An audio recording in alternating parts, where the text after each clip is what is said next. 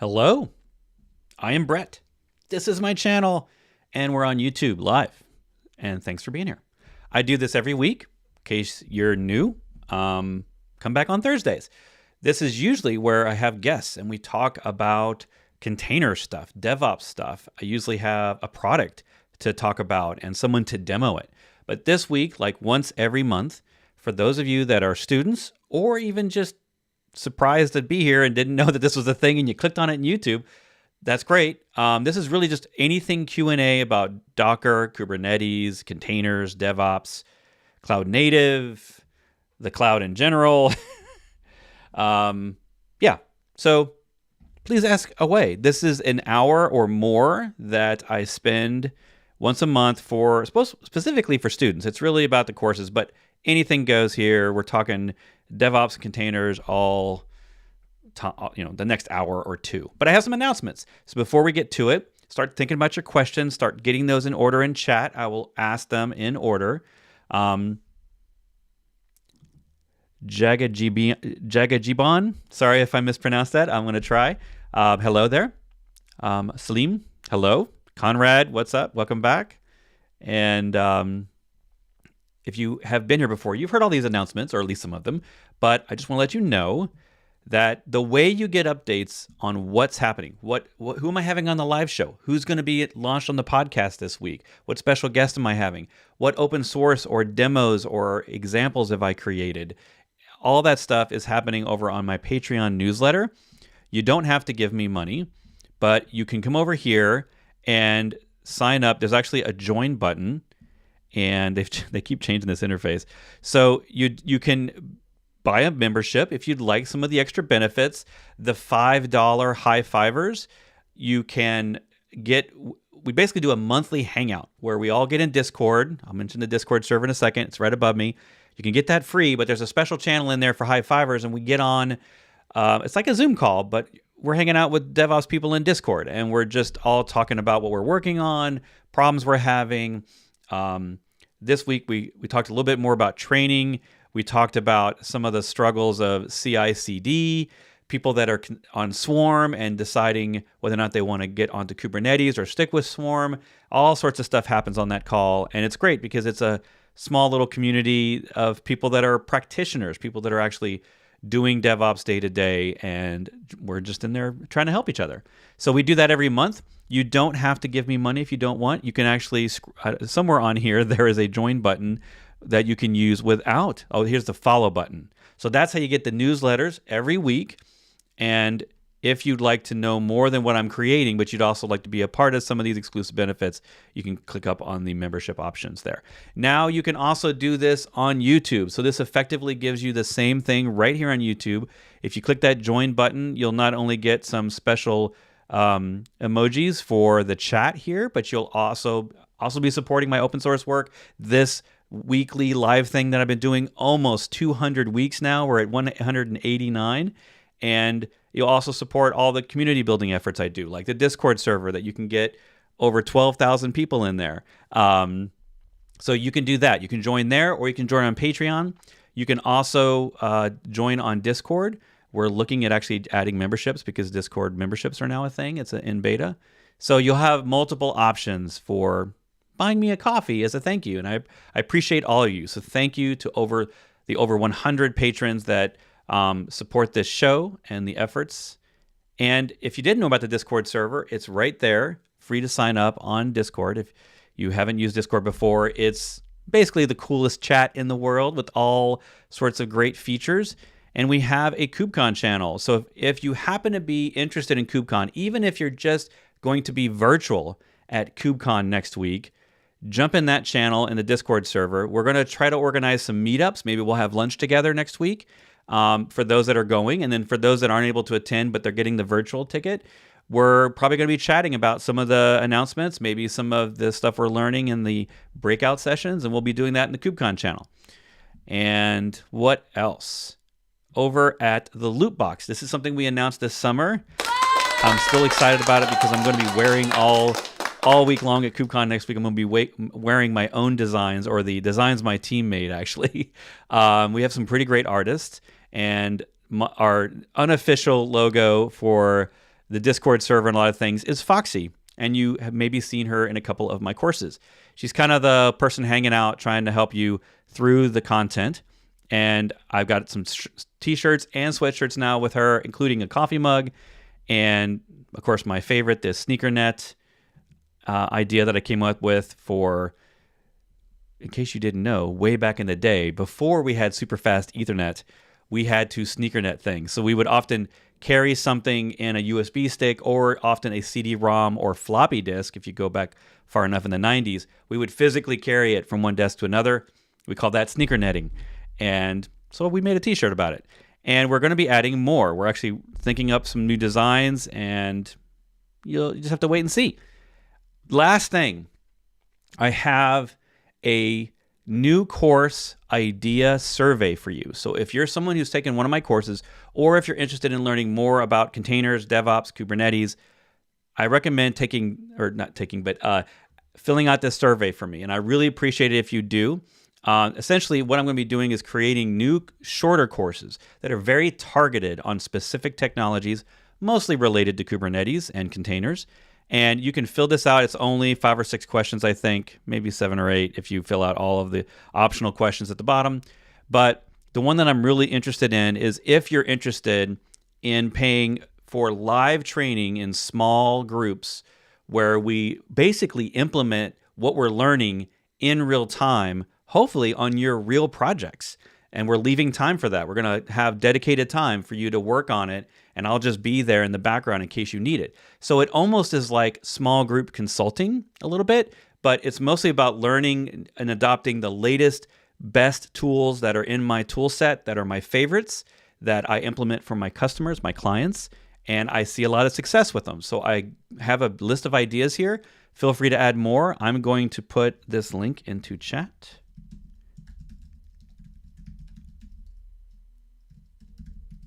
It's brett.show/next. That'll get you to the survey, and I'd really appreciate it if you all would fill that out.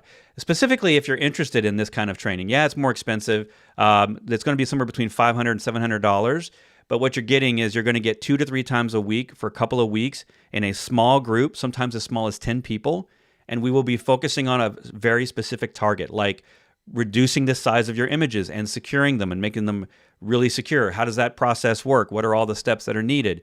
How do we automate GitHub actions for automated build, test, and deploy?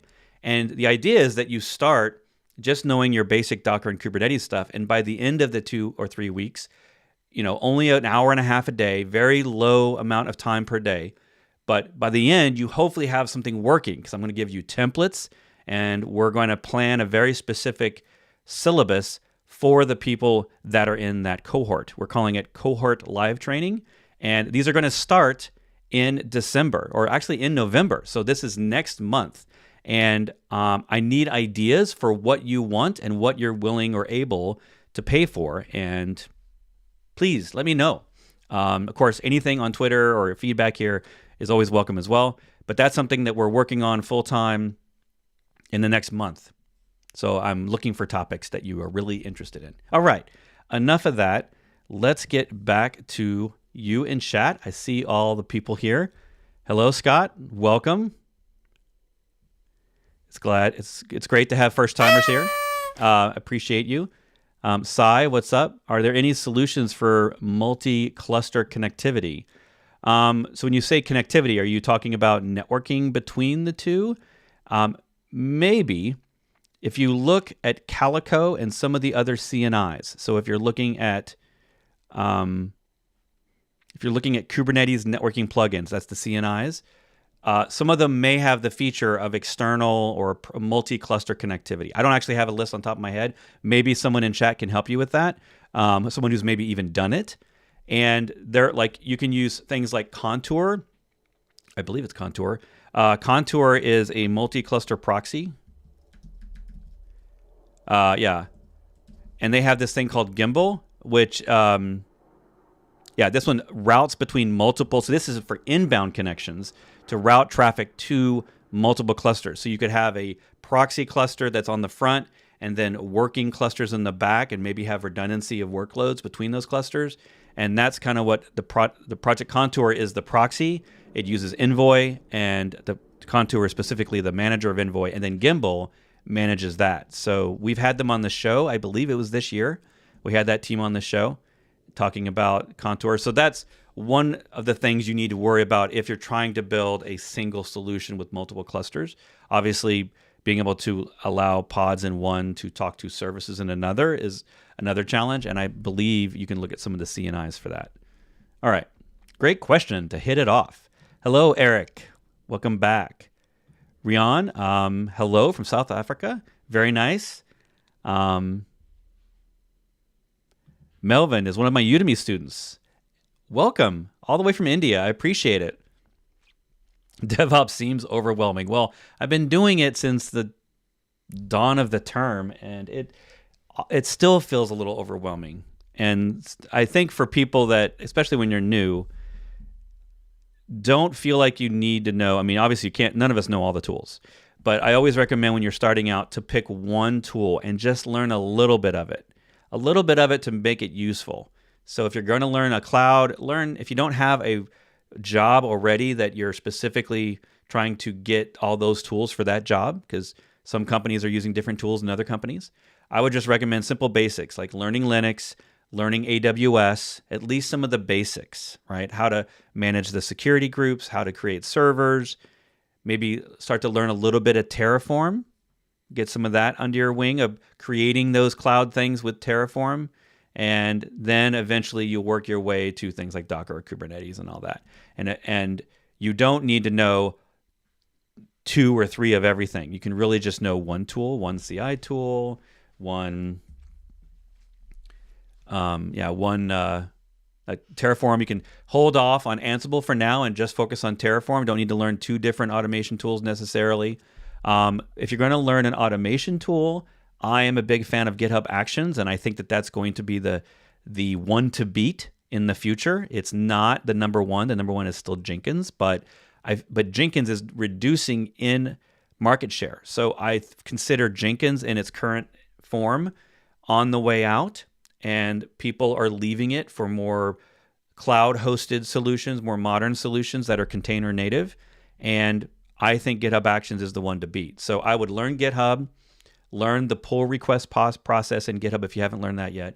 Learn GitHub Actions. And really your first big project after learning a little bit of each one of those is to plug them all together and to say, okay, now I've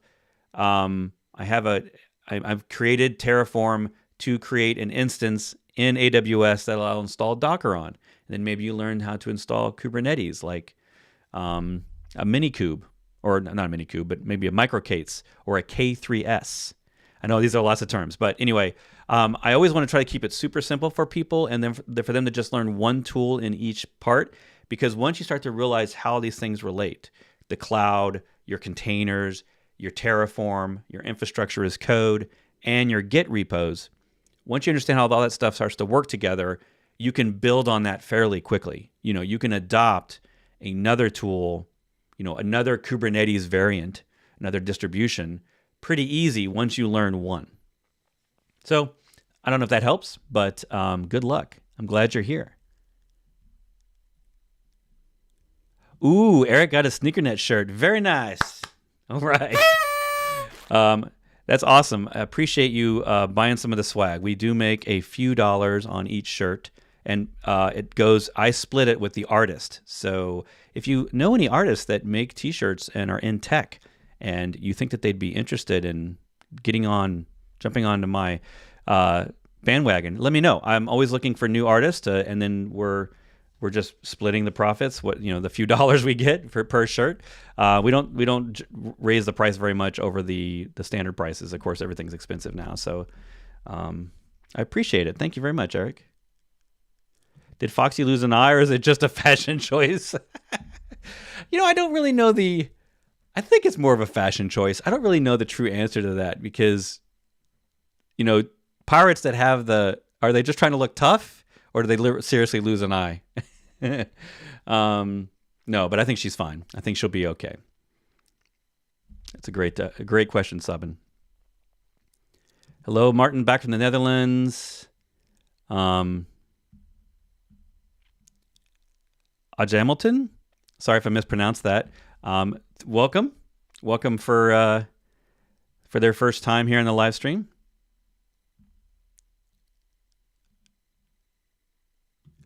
This is interesting. Salim asking about trying to avoid deploying stateful set microservices in production, and that's a good strategy. In fact, the fact that you even know what a stateful service is a huge step, because it starts to change your thinking about, okay, I don't want stateful in everything. I want to avoid stateful problems in my apps as much as possible. I'd rather them stay in an external database or an external Redis that is hosted on the cloud or something. But you're saying that service discovery, but there are some services like service discovery that need to hold state. Is there any alternatives? I'm not sure. Like, you would maybe have to mention a very specific tool, Salim, and maybe I could, me or someone in chat could help you with that. I'm not sure exactly. Like, service discovery is, in my mind, relatively built into Kubernetes for a lot of things, particularly DNS type service discovery. You can also use ENVs to discover things around you, things being services and other stuff in your namespace. So you maybe give us a more specific example, and someone in chat can help, or maybe I can give you some better ideas. So I'm not really sure, is my answer, what specifically you need as an alternative. Oh, Eric's saying he's heard good things about Cilium cluster mesh. Cool. Yeah, I have not tried it either. Ooh, Martin's throwing in some. Submariner, HashiCorp console, Linkerd. Hello, Marco. All right, Conrad, how does one properly profile an application in order to set the Kubernetes resource requests and limits for deployment/pod manifests? That's a great question. So if this is an existing app, you're in luck, because you can look at real world performance data for something that's already in production. That's my first recommendation. If you're moving apps into containers, you can just look at their existing resource usage, because their resource usage, in Windows or Linux is going to be the same whether it's in a container or not. It doesn't change the nature of an app to move it into a container. It's not going to use more or less RAM. It's just going to be the same. Your container orchestrator will use some of those resources on the machine, because it has to have, Kubernetes has to have the kubelet and the networking and some of the other things that are running. And then you probably have some daemon sets on that server that are also taking up resources, like maybe, monitoring agents or something, or a logging sidecars or something. So there is those other things that might take up node resources, but your app specifically behaves the same. Now, when it comes to performance testing, I am not an expert in this, but the things that I have done are using something like if it's a web-based, you're in luck, because web-based ones are relatively easy. So you can use something like Apache Bench. And I'm sure there's tons of SaaSes out there now that make this even more automated and easy. Someone in chat's probably going to know the answer to that. But in the old days, we would use Apache Bench, which is a command line tool, and you give it a config file, and you can just hammer away with all sorts of specific URLs and headers, so that you can sort of beat up an API or a web front end of something. And of course, there's things like Cilium. Am I saying that right? Doesn't feel like I'm saying it right.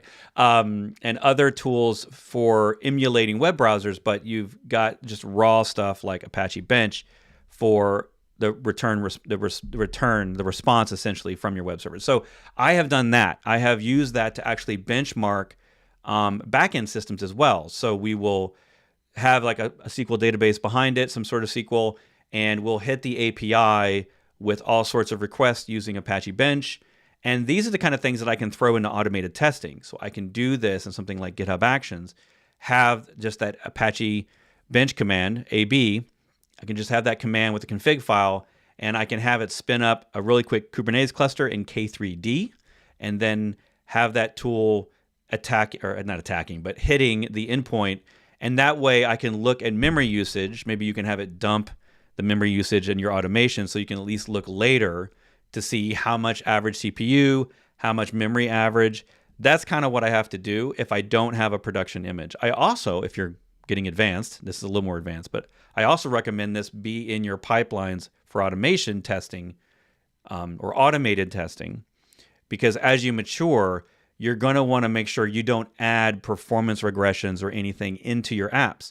And one of the ways to do that, not a lot of teams do it, but one of those ways to do it now with containers is you build a container, you do all your normal testing, and then when all that passes, like your unit testing, your functional testing, once all that passes, the next test is it sets up Kubernetes cluster in K3D, which takes less than 30 seconds. My examples are on GitHub. You do that, and then you deploy that container into that system, and you can actually do a Kubernetes command, a kube control command to wait for the service to be ready. And then once it's ready and responding to the health check, then you can run an Apache bench command and dump results into the logs. And then you'd have to write some sort of, I don't know anything that does this automatically, but you'd have to write some sort of logging or a text parser to parse that out and see if any of the milliseconds or latency or whatever is beyond what you're expecting, and then maybe warn or fail the test if your performance is below what you expect. Like, it after 100 concurrent hits for 60 seconds, latency, increased to 100 milliseconds, and that's not, your performance is not what that. And I'm saying all of this, but I'm sure there are plenty of tools out there that would automate a lot of this already. I'm just used to some of the older Linux tools. There's also one that I use very lightweight on my own called HTTP ping or HTTP ping. And that is also a repo that I have. And I think I actually have some Apache bench stuff over on GitHub. So in my GitHub, so github.com/Bret Fisher, one of the repos that you can look at for this stuff, by the way, is if you just search GitHub or just search actions, you'll find a bunch of demos and examples that are usable. And some of those, like these GitHub action templates, some of the stuff in there is around this automation of setting up Kubernetes and automatically using it to test and at least passing health checks. Then the next thing I would look for is, what was this one called? Yeah, so this is a really old one. So if you want to write this down, this is a really old one. But it does have, I believe, do I have the, this might, I'm not sure if this is, no, this is a MySQL command. Doing some sysbench stuff. So I was seeing if I had some of the Apache bench commands in here, but I don't. I know I have them somewhere in a repo, but I can't remember where. If you want more of that Apache bench stuff, I can get you an example or two. I just have to find it. So hunt for me on Twitter, join the Discord server, ask me in there, and I can get you more info on that. So I'm sure that hopefully someone in chat has helped with their recommendations. Yeah, Lee's, yeah. Artillery, JMeter, Selenium. Selenium, that's the right one. I was saying it wrong. Yeah, perfect. Hello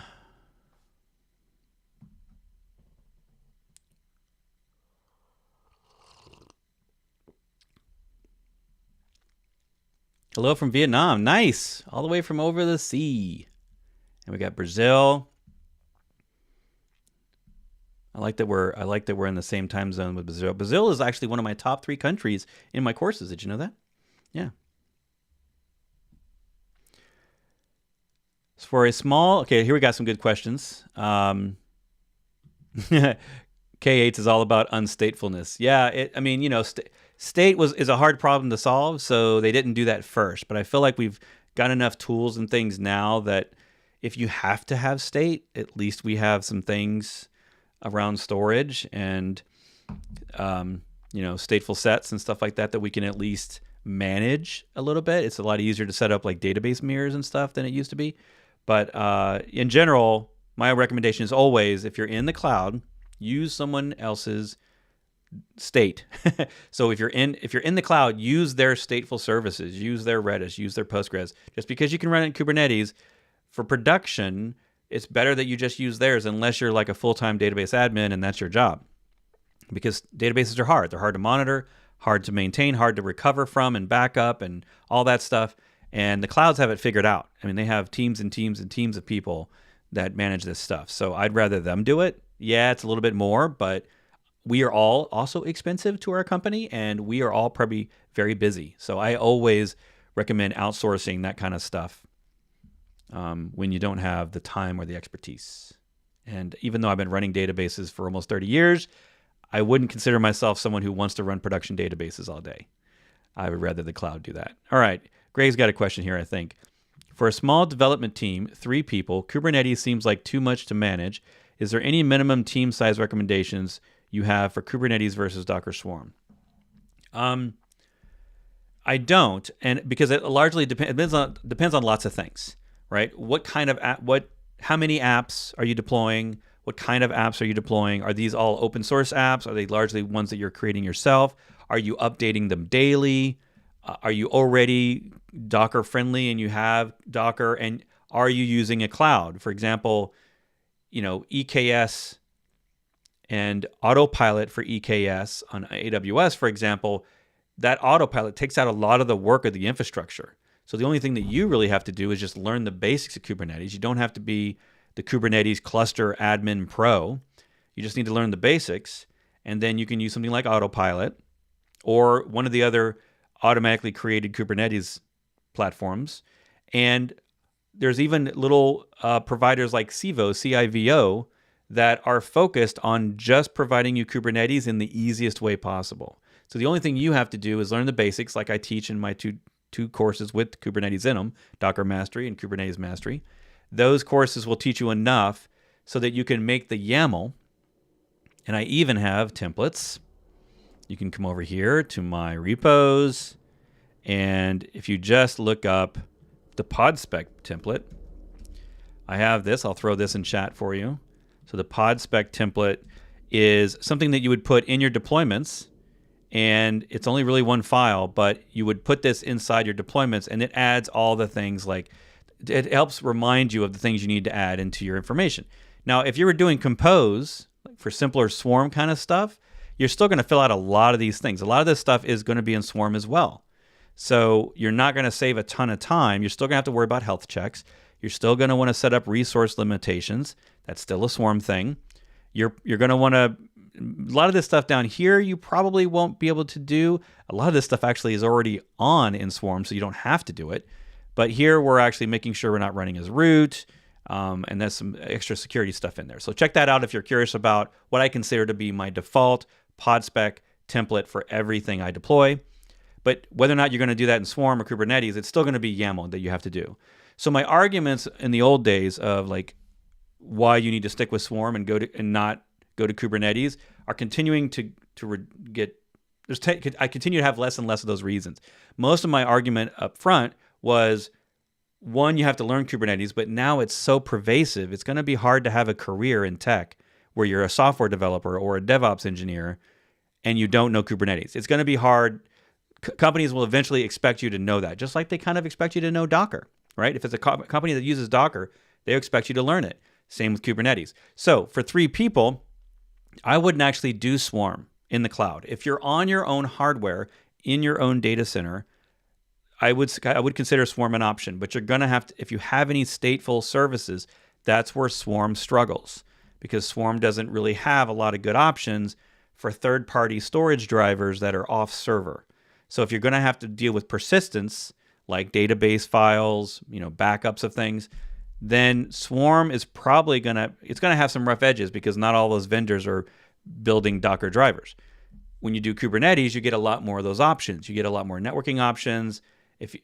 Usually with a small team, though, what I recommend is that they find the cloud offerings in their preferred cloud, assuming you're doing a cloud, that will fit your needs. In other words, in Google, it would be Google Cloud Run, which is a way to run containers without worrying about Kubernetes. You fill out the information, like what ports, what things you need, environment variables you need set, and you can do all that, and then it just runs your container.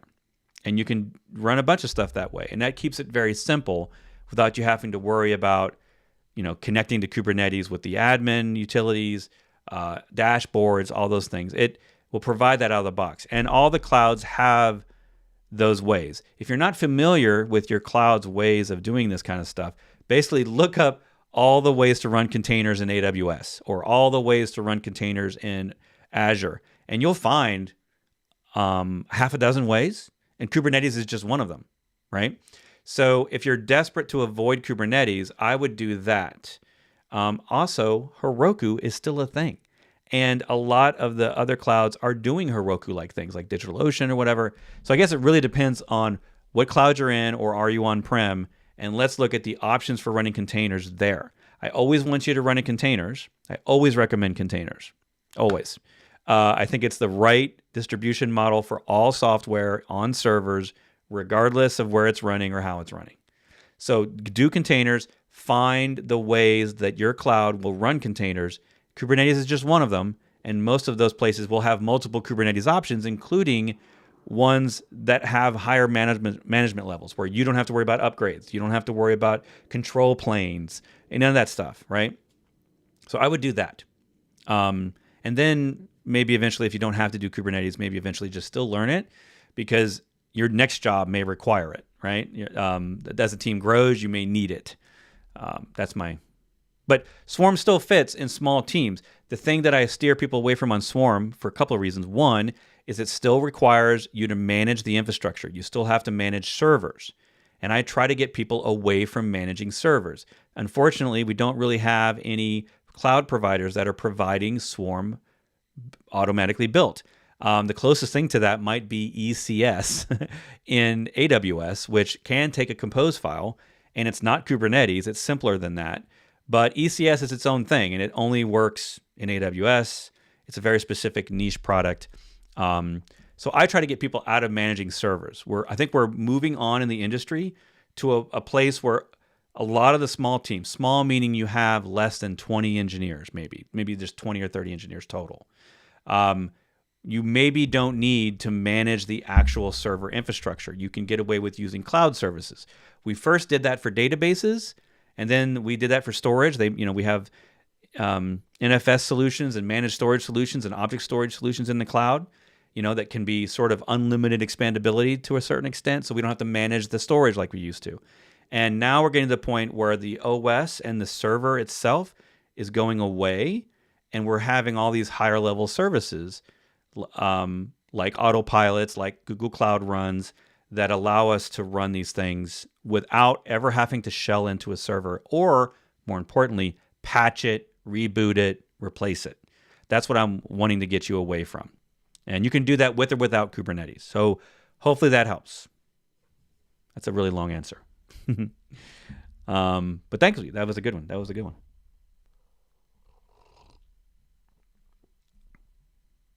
Oh boy. Lots of comments. Oh, wait, let me catch up. Let me see if I can answer some quick ones.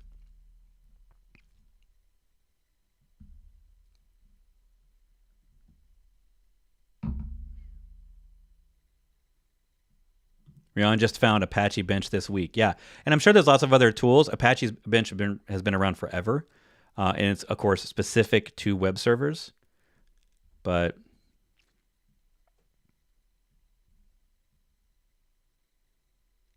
you're using Spring Eureka as discovery server. Yeah, sadly, I don't know anything about that, Salim. I'm sorry. And since it holds state, shall I use Kubernetes built-in tool? Well, I don't actually know. Since I know anything about it, I'm not sure I'm going to be the right person to advise it. But if it simply needs a volume, wherever you're running Kubernetes, chances are there is a way to store state. If you're doing this on your own servers and in your own data center, then you're going to need to then start worrying about a backup tool for your volumes. And unless those volumes are remote, right? If you're using remote storage, iSCSI storage, that probably has its own snapshotting tool. But in Kubernetes, if you start storing state in files and volumes, then you probably need to back that up. And Valero is one of the products you can look at. We've actually had them on this show. So if you go back into the videos, last year, I believe it was, we had Valero on. And yeah, Valero right here. And so this is a free product for backing up persistent volumes. So that's something you need to worry about if you're having to store state on disk. because you'll want to do it in a volume. I don't know if that helps or not, but that's something.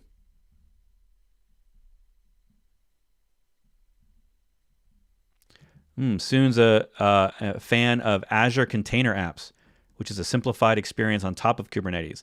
Maybe there are similar things in AWS. Yes.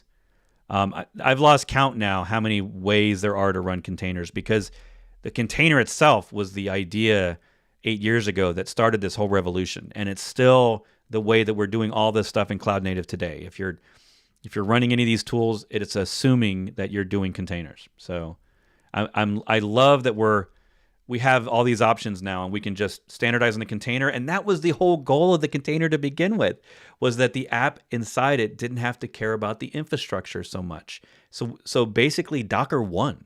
Docker is successful in that it is now the standard way for all of us in modern computing to build server apps into a package, and then we can run them on any Linux server any way we want, right? It's pretty awesome. Ooh, K6 works well. I don't know if I've tried that or not. Thanks, Conrad. Yeah, Eric's got a good recommendation. If you're doing Java, definitely use some reservations for your memory. Java, like some other apps, databases are known for this, right? They all love to take up as much memory as you give them. And if you don't limit their memory with your container reservations, or reservations and limits, then you will ultimately cause that container. The containers will probably take up all the memory on the server, and then everything else will die. So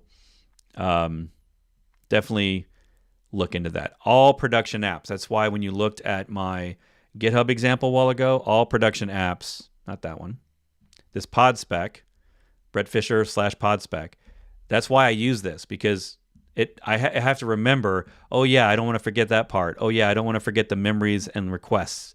There is debate, and I put a lot of comments in here. So if you're not familiar with all these, I comment on, maybe I might mention what the default is, like termination grace period. The default is 30, but I set it to 5 minutes. Like there's all these things in here. So hopefully that'll help you. If you need the link, it's up in the chat. Just scroll up in the chat a little bit.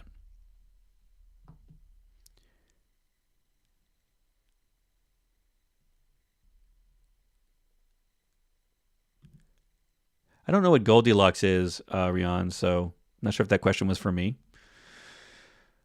That word, that tool is escaping me, so.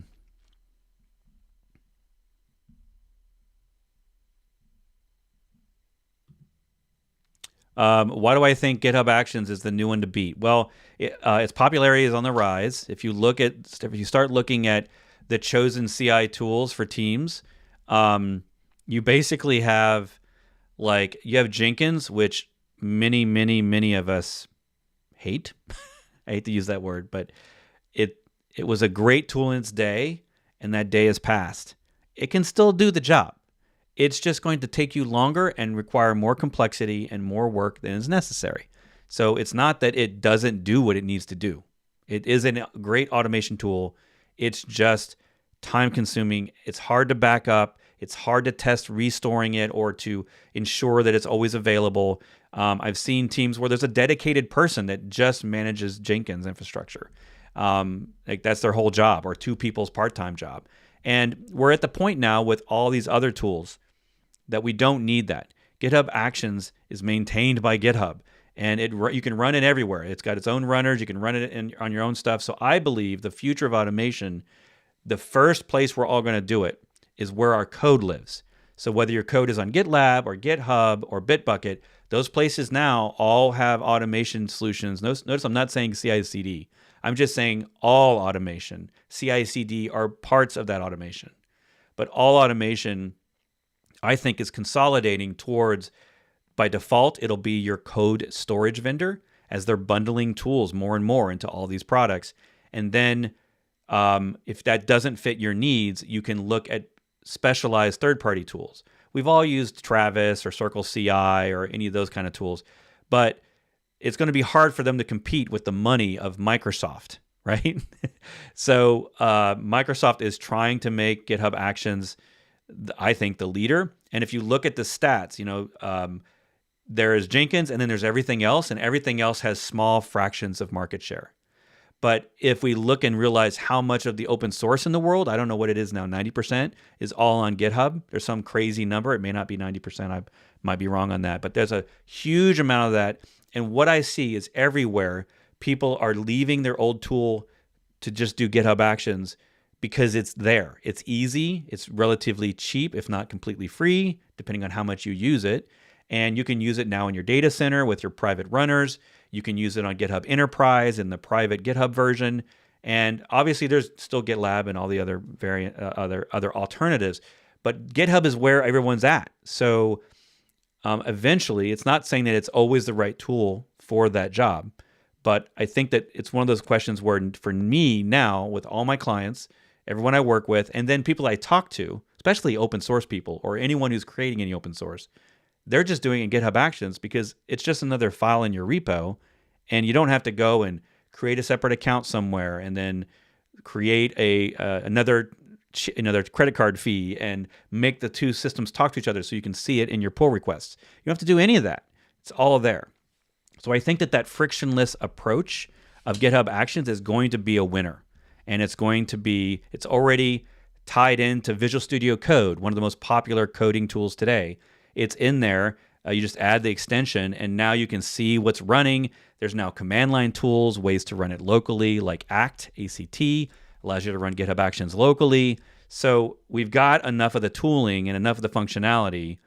We've now got templates, reusable workflows, all these things that, and the other big reason, and then I'll shut up. The other big reason is GitHub Actions, the marketplace, is one to beat. So if we just go to GitHub Actions Marketplace, a lot of times the marketplace of any of these CI automation tools is a determining factor, or one of the key determining factors on their success.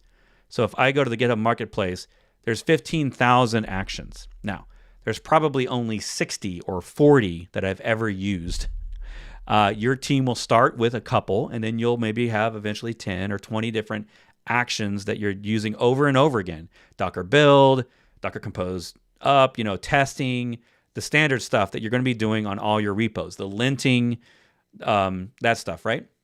So if you're doing it all in GitHub Actions already, and your code is there, it's just a network effect that I can go here, and there's official Docker tools. There's like 4 or 5 of them for building, labeling, and all that stuff with Docker, right? Doing all the things I need to do with Docker and build kit.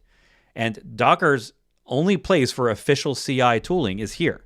Everyone else has to maintain their own. So for example, if you picked up Drone, the last time I checked with the Drone CI tool, it can build Docker images, but it's using a very old version of Docker, and it doesn't use the modern build kit tools. And the marketplace is a fraction of this. It's very small, right? It's maybe got dozens or 100 actions, or their version of actions. So when I look at this, every tool out there is making an action for their tool.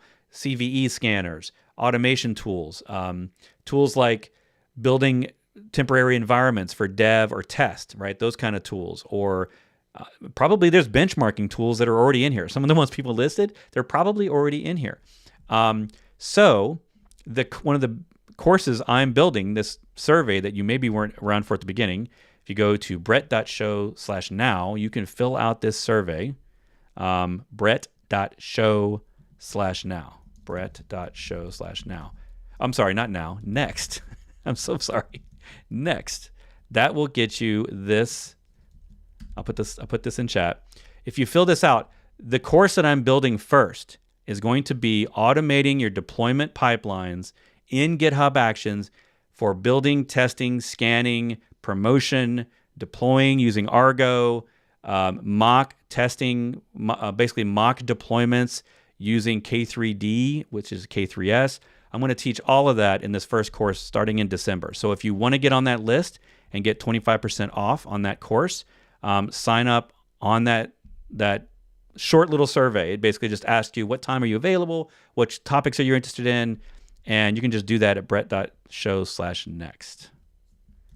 Let me put that URL back in there in the correct format. And so that's me on GitHub Actions. I'll get off my soapbox for a minute because, granted, GitHub Actions is not perfect. It does not have every feature we need. There are other tools that are quite innovative, like Azure DevOps, that allow us visualizations in a little bit better way and allow things to be a little less manually configured. But I think that isn't the only factor, and that isn't your number one factor. To me, it's about putting it where my code is at so it lives, and all of the status, the ability for me to rerun it, like all of it's right there in the code, in the PR that I'm doing. And secondly, how easy is it for developers to get started? Because what you want with your automation platform is you want your developers and your DevOps engineers and your ops people to all be able to create automations on their own and add them to your repos without needing a special accounts or special permissions other than just being able to make a PR or, a completely separate website that's maybe behind a VPN or something that you can't get to, right? I don't want any of that. I want to remove the friction so that everyone in my teams feels empowered to make automations to save us time. Because I think at the end of the day, a lot of us, we can't do this stuff because we don't have enough time. So you've got to get your time back. That's why I'm teaching it first. I'm going to teach that in a course first, because I think that's a big, if you don't have that solid modern automation platform, you're going to struggle with all of these tools because it's a lot of manual effort, a lot of manual work, typing commands over and over. So that's a great question. Let's see, where was I? Yeah, I'm seeing a lot of chat in there. Sorry, let me catch up on chat for a second.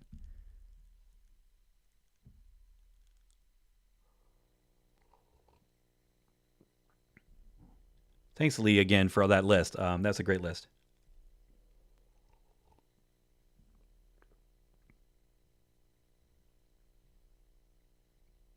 Yeah, I'm going to have to write that K6 down. Put that on my list of stuff.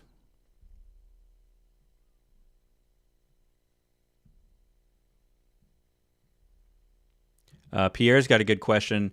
And thanks for people that are replying, asking about monitoring, observability, and logging for Kubernetes in a cloud provider. For example, AKS has Azure Monitor, but I wonder if it's sufficient. That's a great question. And this is, of course, the problem with any tools that we use in DevOps is that tool sufficient?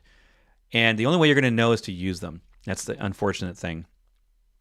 If you're lucky enough, if you can pick a tool, and I don't know if this is true of Azure Monitor, maybe someone in chat can tell me, does Azure Monitor use Prometheus-style metrics? Because if it can, you can start running. If Prometheus has had a network effect. It's not the only tool out there, but it has a network effect where now we have sort of this standard for writing queries. And a lot of times when you're deploying monitoring solutions, you want these custom dashboards that are aware of your application, the application events and metrics that your application is spitting out. And so that requires a lot of work on dashboards, writing queries that find the right stuff that you care about. And so that's normal. And I don't care what tool you're using, you're going to do that. But if you can find a tool that's Prometheus metrics compatible, and there's probably now a correct term for it that someone's going to correct me on, that's maybe called something different, but that is a format that you can maybe move between tools. So if the tool you have suddenly doesn't meet your needs, maybe you can move to something else.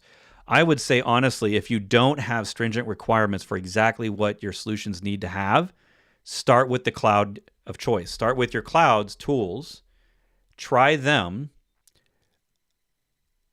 and then move to a third-party tool only if that one doesn't meet your needs. Because buying a third-party tool or implementing your own, which is the hardest path, and I don't usually recommend it unless you're a dedicated person to just do this. If your only job is to manage the monitoring solution, because it's going to be a lot, any monitoring solution, and if you add logging into it and observability, if you're talking about dozens of containers across multiple servers, possibly even their own dedicated cluster, if you're going to do it yourself, that's a lot of work. So I much prefer implementing other people's tools. There's all sorts of tools out there. I mean cloud tools, right? Either the cloud themselves or something like Datadog, Sysdig. There's a ton of them. And you can always look to see if they're Kubernetes friendly. And basically at this point, if they're a monitoring product, they are Kubernetes friendly. But you can go to the landscape, right? landscape.cncf.io. You can switch to card mode, and then under category, we will look for, let's just do monitoring, right? So Prometheus is there, but a lot of times people don't run Prometheus by itself, right? Prometheus on its own, it needs a lot of other things, right? You need alerting, you need redundancy, you need dashboards. What else am I thinking? You need authentication in front of it. You need user accounts. You need all these things. And so usually if you were to find like a super clean upstream Prometheus solution, like a operator, like a Kubernetes operator or Kubernetes Helm chart, that's going to have a lot of tools and a lot of containers. So you might find that some of these other ones in here are actually underneath running Prometheus. For example, Grafana Cloud, if we just do Grafana Cloud, that's another one. It is cloud agnostic, right? So you can use it everywhere. And of course, we all have heard of Grafana, hopefully. That is a dashboarding tool, but underneath, they're doing all these other things. They're using Loki for logging. They're using all the modern tool set, and they're providing you a low monthly price. So if the cool thing with this kind of stuff is, unlike maybe using your cloud or using Datadog, which I've been a longtime fan of Datadog for like at least a decade. So yeah, probably a good decade, because I think I started using them in like 2012, 2013. Anyway, so Grafana Cloud, at least if you need to take it on-prem, or if you decide to not cloud host it with them anymore, it's still using the same open source tools mostly that you could then run yourself. So I like that sort of portability. It can run any cloud. But if you're a single cloud company, if you're a small team, I would probably say try theirs first. It just really depends on your needs. So hopefully that helps. All right, I'm gonna try to speed this up so we don't get too far behind.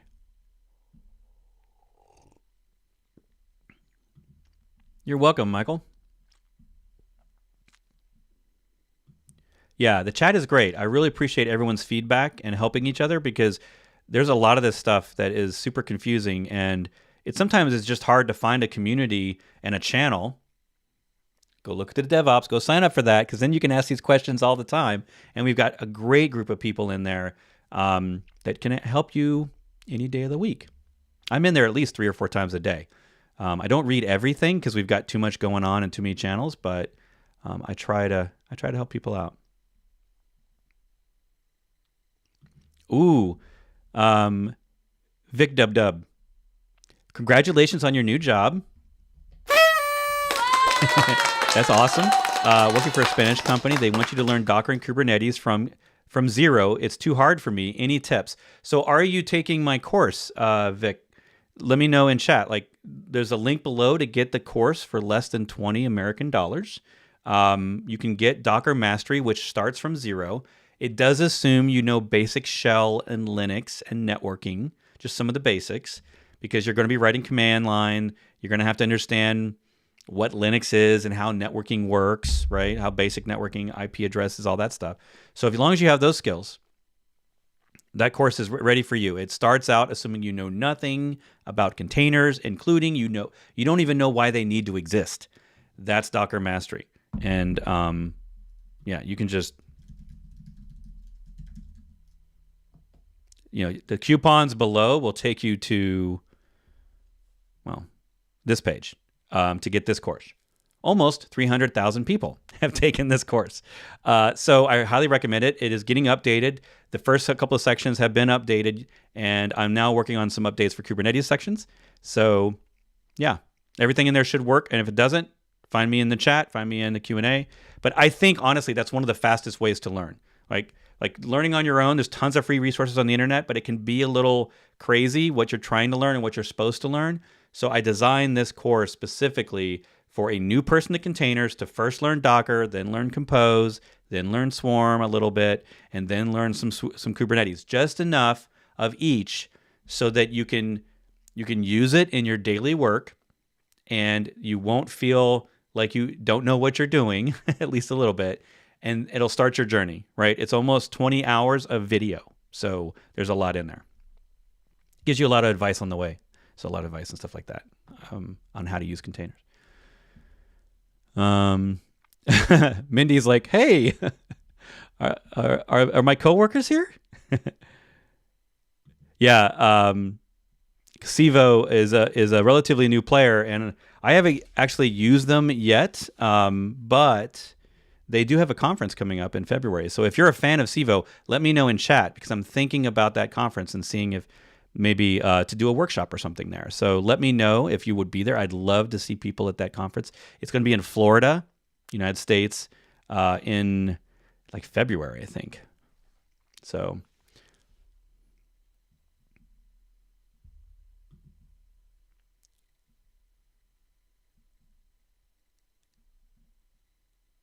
would it worth be investing time to do a Docker cert, or is it better to invest time to do a Kubernetes cert and still know Docker well, but not really a certification for Docker? I would pass on the Docker certification. One, because Docker itself doesn't have an official certification anymore. That certification program, the DCA, is now run by Mirantis, which is a enterprise company for Kubernetes and Docker Swarm, and they run it. But it's largely about their platform, their tool, their Kubernetes orchestrator, plus some Swarm and Docker commands mixed in. So there's no, I wish there was, but there's no pure Docker certification other than taking my course and getting the certificate of completion. By the way, Docker employees take my course. So if you want something, just finish my Docker mastery course, and then who knows, you might run into people who have taken it, since so many people have taken it. Other than that, I would even go Kubernetes first. If you don't have certifications at all and you're using certifications as a way to complement your lack of or augment your lack of experience, if you're just trying to buff your resume, I would go for a Linux, cloud, networking, and security plus. So Linux plus, a cloud native, or a Linux Foundation certificate on Linux, at least a basics one. Something on networking plus from CompTIA or something like that. And then one, maybe two cloud certifications of your choice. If you don't know what cloud, just pick AWS. It's the most popular. Just pick that one. Go get one or two certs, nothing major. And then you can look at Kubernetes. But Kubernetes requires that you know networking really well. It requires to use it. It requires you know some Linux, you know some shell, you know Bash a little bit, you know something about the cloud and distributed computing. So I recommend those other things as foundation before you put that Kubernetes on top. All right. Otherwise, yeah, I'd say skip Docker, go for Kubernetes. CKAD would be my first one. It's designed for developers. It's designed for people that deploy to Kubernetes. You may not be someone who needs to know Kubernetes so well that you're a true Kubernetes administrator of many clusters. That's the CKA. You don't necessarily need that unless you want to be someone who does Kubernetes all day. Anyway. Hey, what's up, Jason? Good to have you here. Heroku. Yeah, there's plenty of people still using it. I mean, I hear that it's on the decline a little bit. I don't think they publicly announced their usage stats. But of course, they're the inspiration for Docker. Docker's original company was trying to compete with Heroku, and the way that Docker happened was that company decided to share basically their infrastructure project for how they run their apps, and they called it Docker. And here we are. So ironically, you can actually run Docker on Heroku today, which I think is hilarious. But you can run containers on Heroku. You're most welcome, Greg. ClueCon? I don't know what ClueCon is. Yeah, sorry. There's no good time to stream anymore. Everyone's streaming. There's too much content. Yeah. Oh, cool. Thanks, K-Nerd.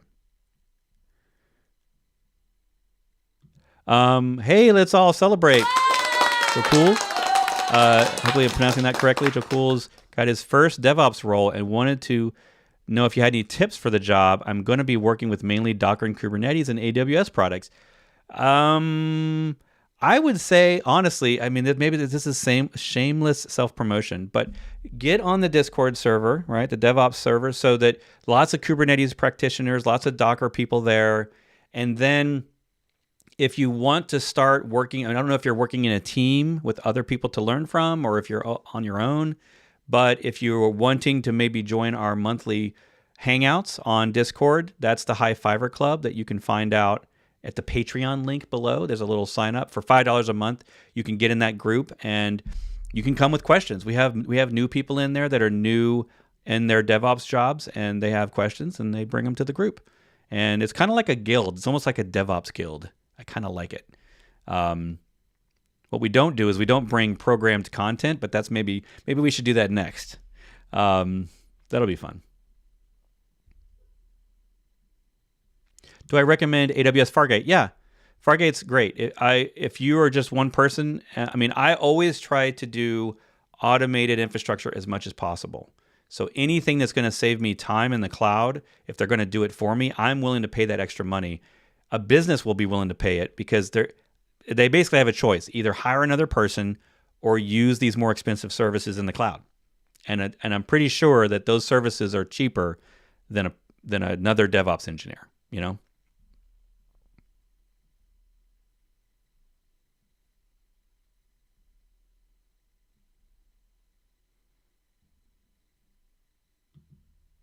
Oh, yeah, Victor Farsik. Thanks, Conrad. That's another channel, DevOps Toolkit. If you're looking for another channel, Tech World with Nana, DevOps Toolkit. These are other great DevOps channels. Raw Code, KODE. You can actually go to my main Bret.live page and go to the bottom, and you can see them all listed there. On the main channel page for this channel, I have listed a lot of the other DevOps and container cloud native streamers. Yeah. Yeah, Linode and DigitalOcean both have Kubernetes now, so you can more easily deploy Kubernetes without having to manage it on both Linode and DigitalOcean. Container databases are great. I try to run my databases in the cloud. I try to run the cloud's version of the database. I really don't want to run my own databases. I don't care whether it's in containers or not. I just don't want to have to manage that because that's a lot of work. There's a lot of effort in monitoring it, tracking the logging, performance management, tuning, backups and restores, high availability, failover. Like these are all things you have to worry about with databases. So even with a very fancy Helm chart and a Kubernetes cluster, that's still a lot of work for you. So I'd much rather do what the cloud offers. I'd rather use RDS or whatever. So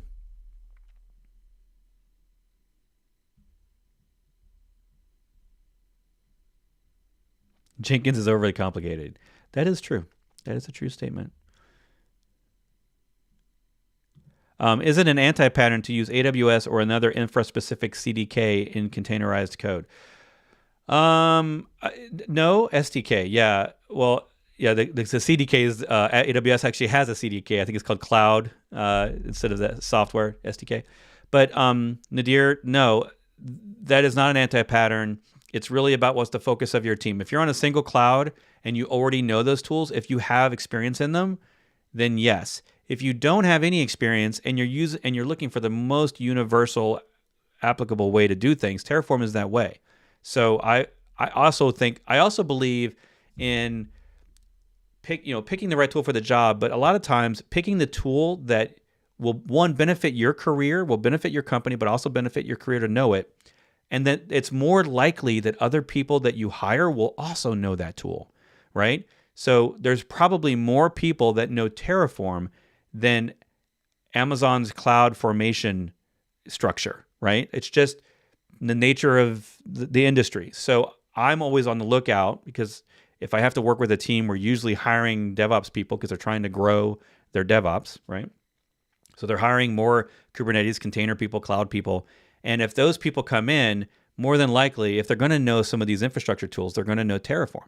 So if I'm already doing Terraform for my team, then I can more easily find people to help me. If I'm using a esoteric tool or maybe a new tool that is a little bit niche that not very many people know, Now I've got to train people. Now I've got to worry about getting them up to speed on that tool. So I tend to favor the traditional tools a little more, especially when we're talking about stuff like Terraform. It's not like we have things like Pulumi now. We have new options, but Pulumi isn't, 30% of the market or anything like that, right? They might have a few percentage points, but most companies don't even know what that is. So I would try to go with something like Terraform first. I do have teams that are only in AWS. They know AWS tools really well, and so they just stick with CloudFormation. But the minute they want to do something out of AWS, or if they're just tired of the CloudFormation hell that you can get into, they go to Terraform, usually.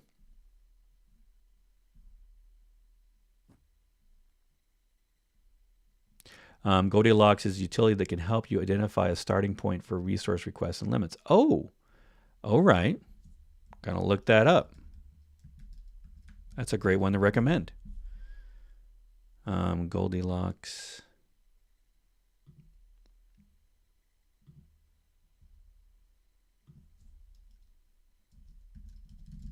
Nice. Thanks for that recommendation.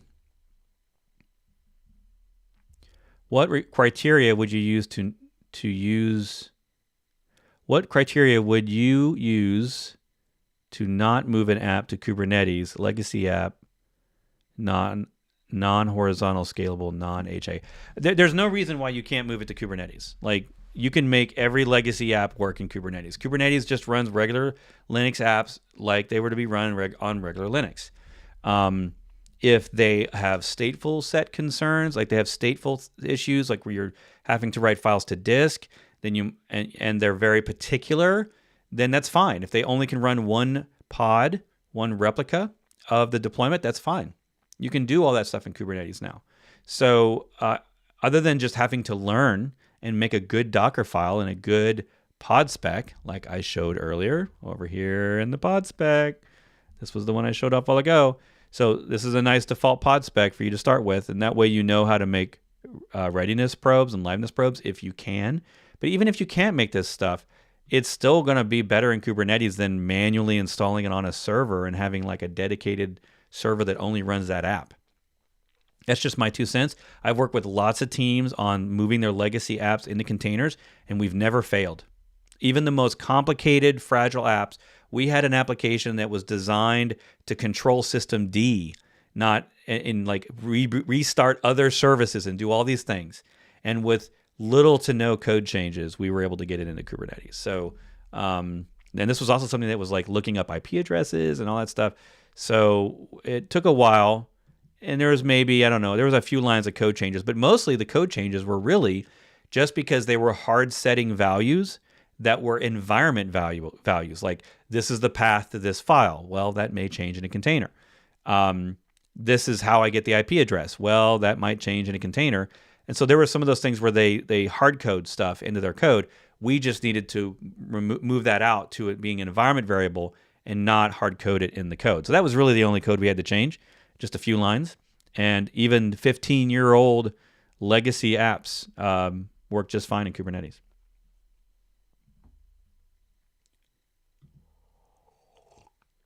Soon's asking for Pulumi. I do not use Pulumi in any of my projects because I kind of come from the ops background. So I tend to prefer configuration languages over development languages for infrastructure. But that's just me. Pulumi is, I hear it's great. I've had them on my show. I've had multiple people talk about it on the show. So we've gone through Pulumi. We've shown examples. If it speaks to you, if you like that form of managing infrastructure through a programming language, if that's something that you gravitate towards, absolutely give it a shot. I have no reservations about it. The only real question is with products like that, when they're comparing against Terraform, is does it have the libraries or extensions or plugins or whatever they call it? Does it have those libraries to talk to the infrastructure you need to talk to? Does it have all the API resources you need across all the tools that you're going to manage with it? That's the big challenge. And that's where Terraform, having been around for so long, chances are, if I want to do something on DigitalOcean, not the most popular cloud, but, a cloud, there's probably going to be a Terraform module for that. May not be one for Pulumi. You're just going to have to check. So I think for you, the checkoff list would be all the things you want to do. If you can think up all the things you might want to do, and at least in the next couple of years with Pulumi, and then go see if they have their own modules or libraries to do that stuff today, just to make sure that it'll work for you.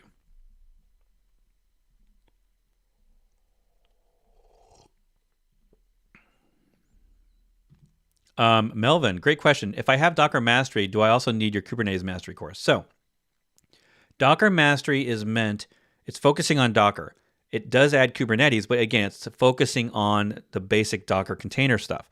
So the Kubernetes stuff is there purely for you to know enough Kubernetes to write your deployment spec and your service spec, and then deploy your Docker app into Kubernetes. So for an application developer who's not going to be a Kubernetes cluster admin, that's what Docker Mastery is meant for. Kubernetes Mastery goes a little deeper. It explains more of the internals. It gets more into how does ingress work? How do you deploy an ingress? But if you're in a company where there's a separate team that's managing your infrastructure, then you don't necessarily need all that knowledge yet. You can get by with the stuff from Docker Mastery. And then once you want to get more advanced, go to Kubernetes Mastery. Kubernetes Mastery does not have everything it should have in order to get you all the way to like a certification like CKA. It's not meant to have all the certification stuff to make you a certified administrator. It's maybe someday it'll have that, but today it doesn't. So I would say do Docker Mastery, do all that, and then start using Kubernetes. Start trying it with your applications. Deploy some stuff to it. And if you feel like you need to fill in the cracks more, if you need to know more about the control plane, maybe a few different ways to install it, then go to Kubernetes Mastery. Yeah.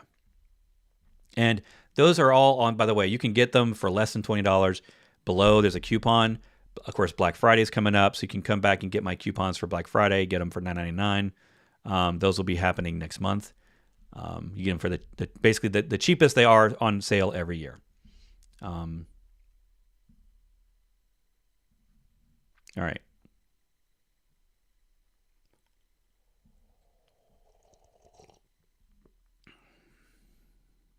Well, that's good. Greg is saying their team has been pretty successful in migrating from Jenkins to GitLab CI. And GitLab CI is different than GitHub Actions. And some people like GitLab CI. They've tried both, and the GitLab CI, it's trying to be like the DevOps automation thing. They like that on GitLab. Some people they find it confusing, and they like GitHub Actions better. So it just really depends on the team, your expertise, and what your preference is.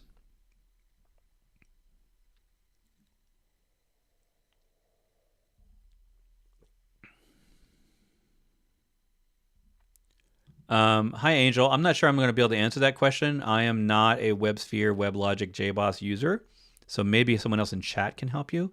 I'm not sure about what you mean by why aren't the middleware used? Hey, Roberto, thank you so much. Thanks for buying the course. Oh, wrong button. Yeah, thanks for buying the courses. I'm a big fan of students, so I love learning myself. So I'm glad that you all are learning and finding my courses good.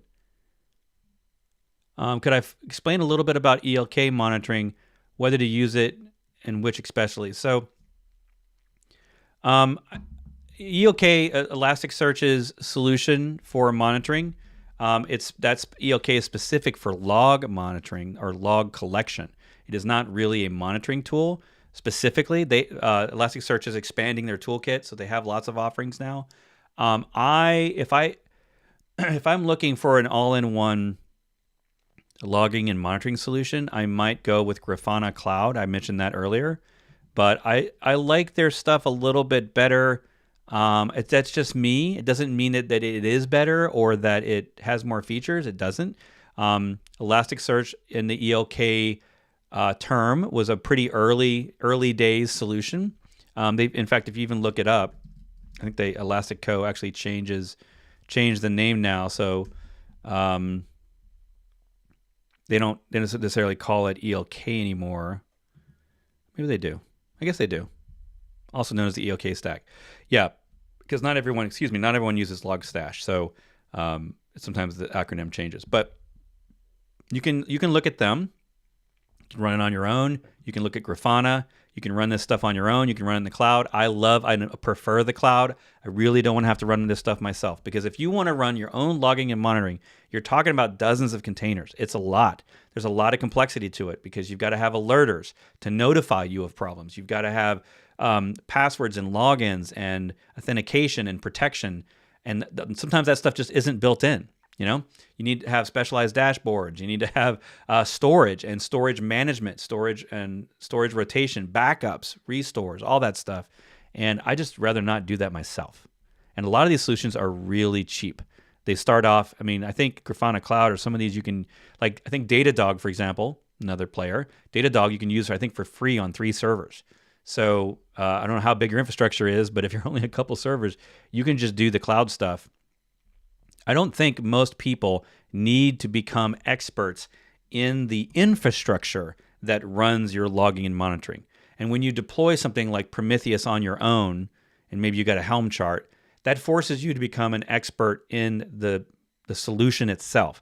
What do I need to back up? What do I need to monitor? What needs to be redundant across many nodes in order to not fail? Because you don't want these things to fail, right? You can't. How can you monitor and check your logs if that system's always failing, right? You often will need to run it in its own cluster so that it doesn't. You don't want it to monitor the thing itself, so that when it fails, it can't alert you. So you kind of want it separate from your production clusters. That way, it can monitor them from outside in, and if they have a problem, it can still tell you. My point there is, it's a lot of work. It's probably more work than you're thinking, and so I always recommend the cloud solutions if it's possible. Yeah, Datadog is expensive. Yes, all the great solutions, when you turn on all the features, are expensive. Datadog is expensive because it has a million features. It is very advanced. It's got so much stuff, and it's meant to scale to very large teams. So I was using it almost a decade ago for worldwide ops for basically a video hoster that was worldwide, one of the big ones. So that tool can scale to that. So you may not need that level of tool. That's why I think Grafana Cloud is a little more approachable. I think it's a little cheaper.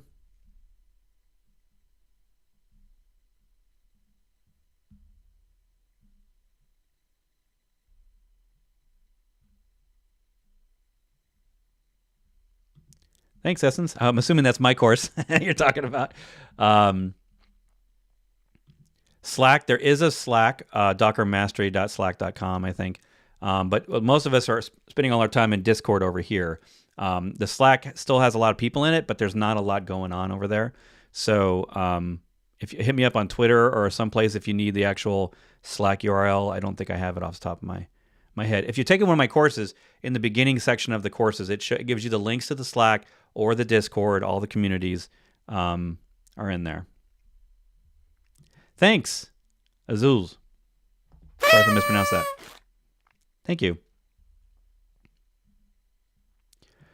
Is there any improvement to build speed if we use an ARM64 runner instead of AMD? Well, kind of. I mean, that's a difficult question to ask, because when you talk about runners for your CI solutions, let's say GitHub Action Runner, if you're going to use an ARM runner, it's going to build ARM containers, right? And there is a thing in Docker that you can install called QEMU that will emulate other architectures, but they do that. It does that slowly, right? So it's not.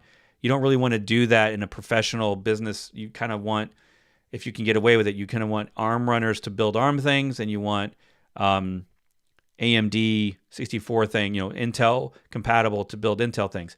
With me, for my open source work, I just use the standard public runners and GitHub Actions, and I enable QEMU. Docker actually has their own QEMU add-on. So if you go to the GitHub Actions Marketplace, wherever that's at, and if you just search Docker, actually I'm going to search Docker QEMU, you will see an official by Docker that will set up QEMU in the runner, and that allows you to build ARM on Intel. It's slow, and sometimes it can be very slow. So you'll want to test it. And then if it's too slow for you, then you're going to have to set up your own workers in, using Graviton in AWS or something. But you usually want the runners that are on the architecture that you're going to build and test. So it's kind of hard to answer that question because it depends on what your workloads, what you're going to do in the runner, right? If you're just doing Node.js testing, it all depends. Like it depends on the instance size, right? Is the Graviton 2 or 3, whatever we're on, I think we're on Graviton 3 now. Those are evidently faster and cheaper than Intel, but does your app even work on that, right? I've seen teams where they're running Python, but they have some Python pip add-ons or modules that don't work on ARM.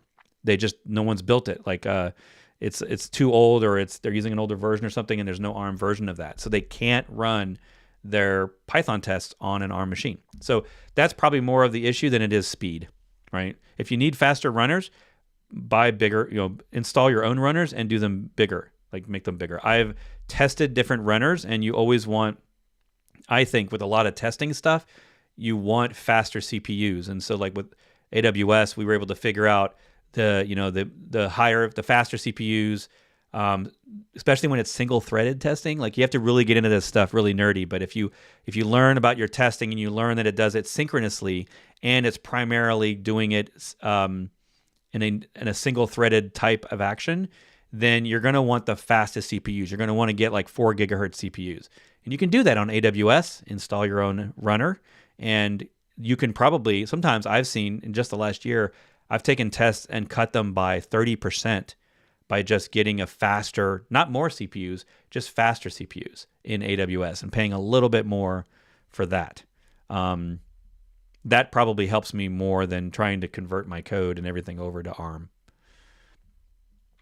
All right, I'm going to pick 2 more questions. I've been going almost an hour and a half, and I'm starting to lose my voice. So I'm going to try to answer some quick questions here and wrap it up. Adiola, sorry if I mispronounced that. What's the difference between K8s and K3s? So K3s, or keys, is just a distribution of Kubernetes. So Kubernetes, K8s is just the word Kubernetes. That's all Kubernetes, but there is close to 100 distributions. Just like we have many Linux distributions, right? We have CentOS, we have Ubuntu, we have Debian. Those are all distributions of Linux, and they come with different parts and pieces, but they're essentially all compatible. The same with Kubernetes. So one of the Kubernetes distributions that happens to be very small, it comes in a single binary, is K3s, created by Rancher. So if you're going to install Kubernetes, you have lots of choices there, right? You might go with a big player like Rancher, or VMware, or one of these bigger known companies, or you might go with something smaller that's easier to deploy, maybe something like K3s or Microkates. Microkates is made by the same company that makes Ubuntu, Canonical, and that's a very easy way to deploy Kubernetes. They all have the same standard Kubernetes API. They all conform to a strict set of test rules that make sure that they will all work as normal Kubernetes. So it doesn't really matter from a compatibility standpoint. It just depends on what vendors do you already have contracts with. Are you a Red Hat customer? Then you might go with OpenShift. If you're a VMware customer, you might go with Tanzu. It just kind of depends there which one you would pick. K3s is really popular for developers on their local machine because it's lightweight, it's fast, and it has a couple of variants like K3D. K3D will install and run K3s inside a Docker container. If that's not making your brain hurt, then I don't know what will. But that is a really fast way, less than 30 seconds, to set up a single node Kubernetes cluster, because all it has to do is run a container that has a single binary inside it. So K3s and K3D, those are pretty cool tools. Yeah, Rio, glad to help. The LFCS, that might be. I'm not super accurate, Rio, on exactly which Linux Foundation's certifications rather. So I'm simply just saying, prove that you know Linux, because if you're doing all these things on Linux, you kind of want to have an OS certification to round out your skill set. I think a lot of times developers, they don't develop on Linux all day. They just use Mac or Windows, so they don't learn a lot about Linux and package managers and kernels. And I think that stuff really helps, because you're going to be using that skill the rest of your life. The same with networking. You will learn TCP/IP once, and you'll use those skills the rest of your career. So I always recommend it early on to learn that stuff. Yeah, good luck, Sumerian.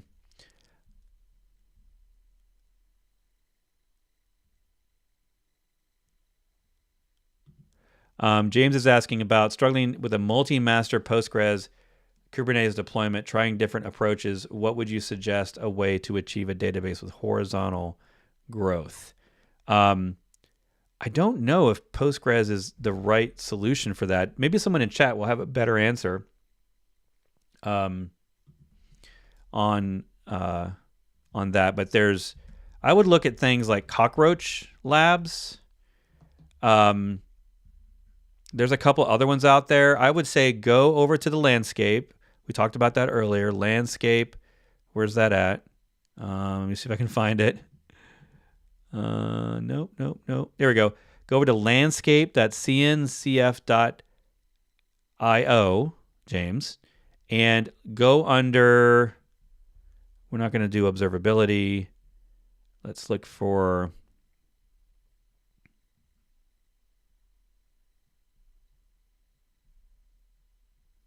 see if we can find databases here. Database.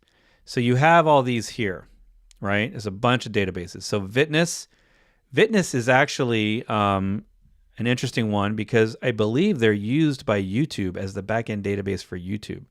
So it's MySQL, not Postgres, or at least it's MySQL base. I don't know. A lot of these are forks, and it specifically is designed for what you're talking about. Huge databases, horizontal growth. You have Cockroach Labs, Couchbase. You have a lot of other ones here, and a lot of them will say things like, we are Postgres compatible, or we're MySQL compatible. So that way you can still use your same SQL files, right? Hopefully you can transport your stuff over with low effort. So I would look at those rather than trying to take like the native Postgres container, just the default Postgres container, and trying to make that work. I am not an expert in the charts and operators that would be for scaling out Postgres, but Percona is another company that they take open source databases and they try to make them scale, and they tweak them and refine them. So Percona is a good recommendation to check out. They're very popular. And I haven't used a ton of these, but there are a lot there. So I don't know if that helps or not, but that's what I would try. Hey, from India, what's up? Muntosh. Monotosh. Sorry if I mispronounced that.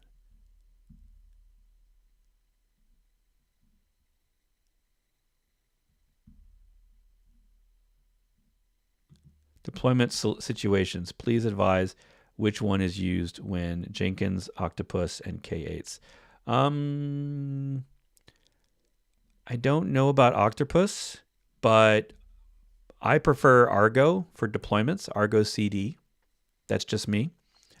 Flux is another CD solution. You can look at Flux. Argo is the one I prefer just because I know it a little bit better, and my customers tend to use it more. So look up Argo CD for deployments. How can I get a DevOps job if I had more experience in traditional infrastructure? 3 best first steps. So I have a AMA on GitHub. And I have this URL. I'm a developer. How do I become better at sysadmin or DevOps roles? Ignore the title a little bit because I don't make it specific about developers. I answer and put a bunch of stuff in there. So I would say, I'll just put the link in chat. Go ahead and check that out. Read some of that stuff. If your traditional infrastructure, if you're someone who knows servers, clouds, and Linux and networking, then start with my Docker Mastery course. That's the goal there is that you don't have to know DevOps to start.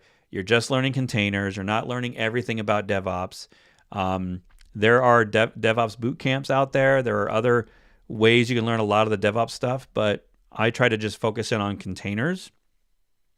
And we leave out things like Terraform and Ansible and all the other tools you might need.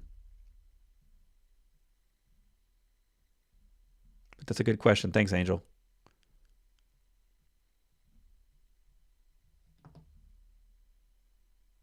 Hello.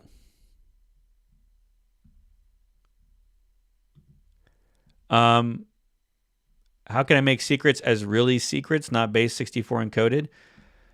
Well, you can use sealed secrets. Sealed secrets will store them. Actually, it technically creates the secret. The question starts to make me wonder what exactly it is you're worried about. In general, let's just remove Kubernetes from this for a second. When the secrets are at rest in etcd, if your etcd server is encrypted, like the etcd database should be, then they're stored at rest encrypted. When they're by default in Kubernetes, when they're on the node, they're not stored on disk. They're only in temporary memory. They are unencrypted in memory. By default, you can encrypt them, right? You could encrypt keys and passwords and all that stuff in a text-based encryption and paste those in, but then your app has to know how to decrypt them, right? Because if Kubernetes can decrypt it, then Kubernetes is going to store it in the environment variables in the file path, which is still a tempfs, which means memory only. Those locations would store it unencrypted, right? Because it assumes that your app can't decrypt. So if your app is going to decrypt them, then your app's going to have the decryption key. And so where is that going to be? That's going to be in memory in your app, probably passed through by a Kubernetes secret. So it speaks to the problem of what are you trying to prevent from happening? Because the best way we know, the way that most of us mere mortals today can do secrets management is we're storing them at rest encrypted, which a properly deployed Kubernetes solution will do.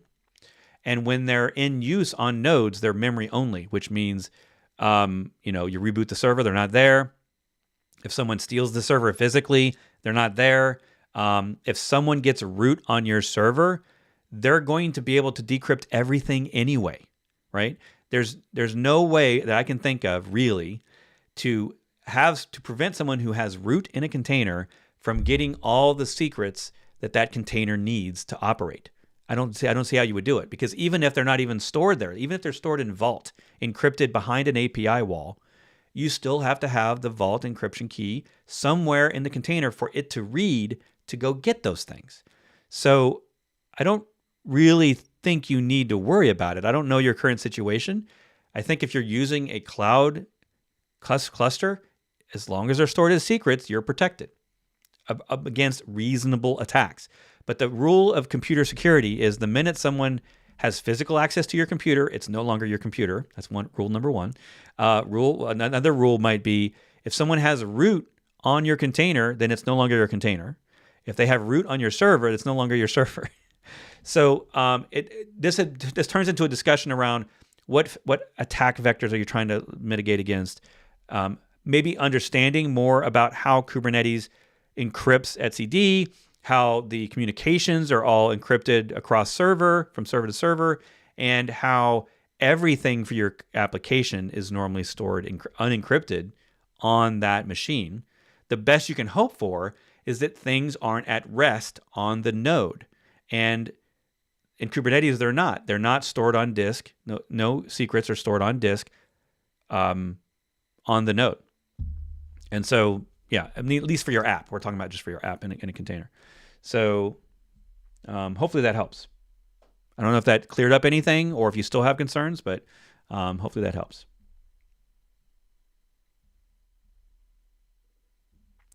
James is saying, I know that there's existing managed services for auto-scale databases, but I really love to understand how to do it my own. Doesn't matter if it's challenging. Yeah, so I would recommend the things like Cockroach, Vitness. What's happening is that there's a lot of these startups that are trying to solve this problem through open source first, and then maybe eventually they have SaaS platforms, but they're providing open source that modernizes, I would call it modernizing, these older database solutions like MySQL and Postgres.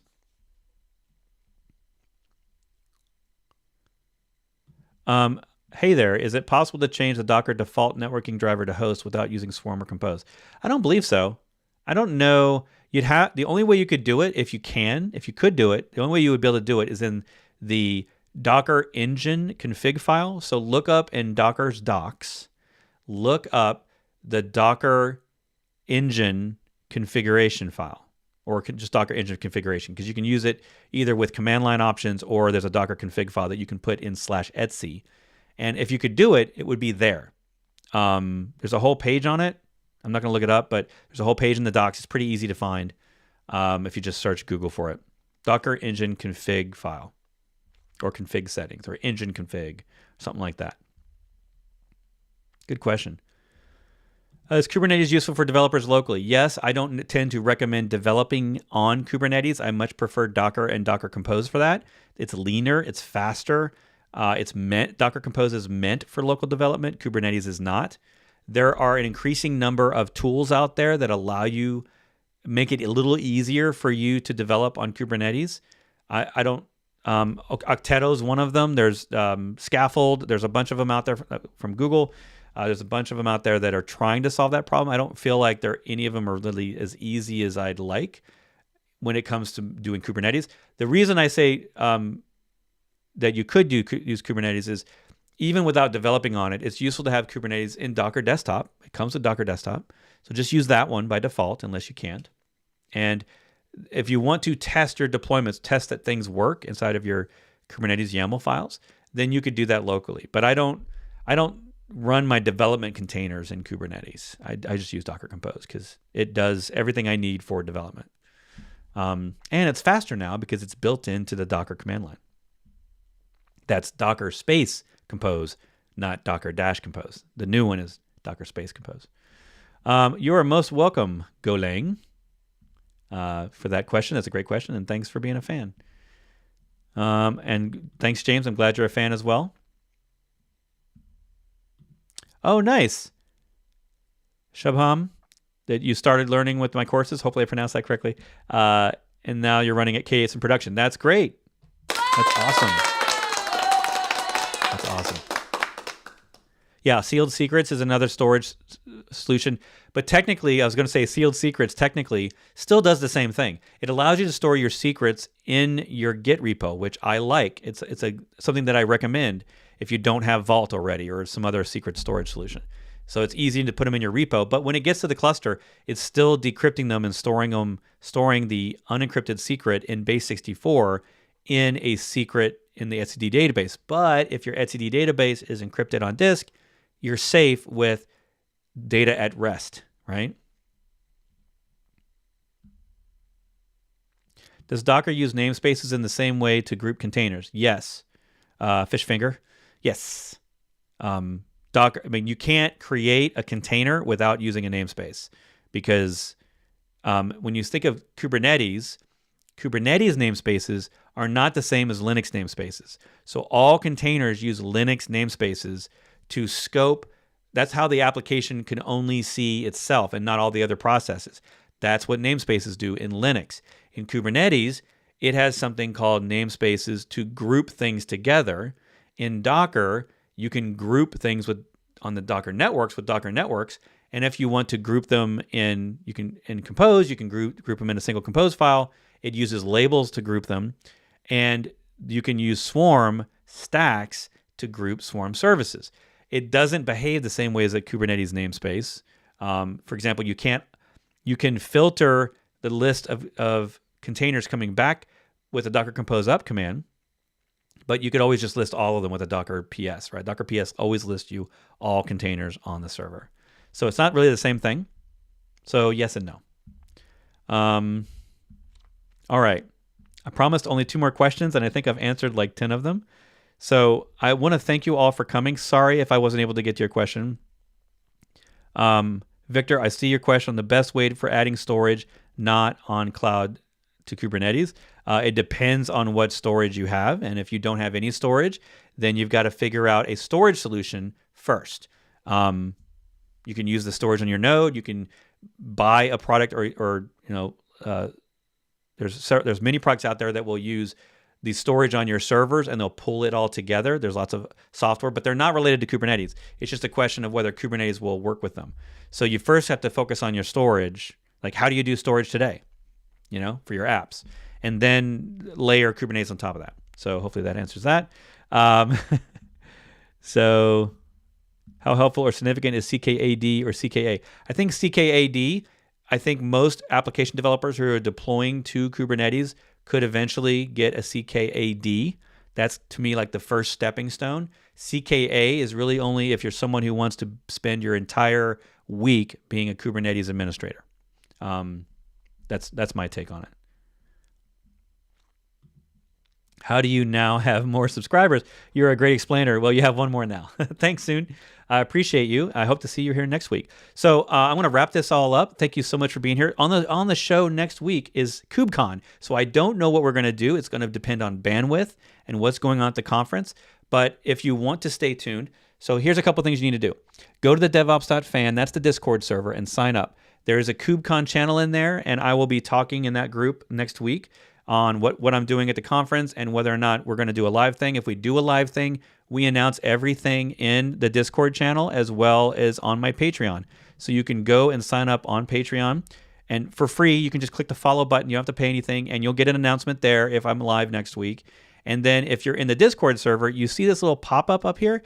It's pretty sweet, right? That they have this new events system, so I can add all the things we're doing live, all of the when we do the High Fivers monthly thing, the live stream, all that stuff that we're doing live is going to be up there, so you can know about it there.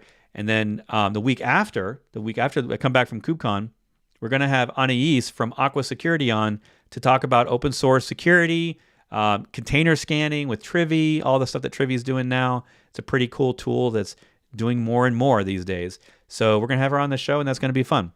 So I hope you're going to come back and join me again on Thursdays. And if not, I will see you in the Discord chat, and have a great week. I'll talk to you next time. Ciao.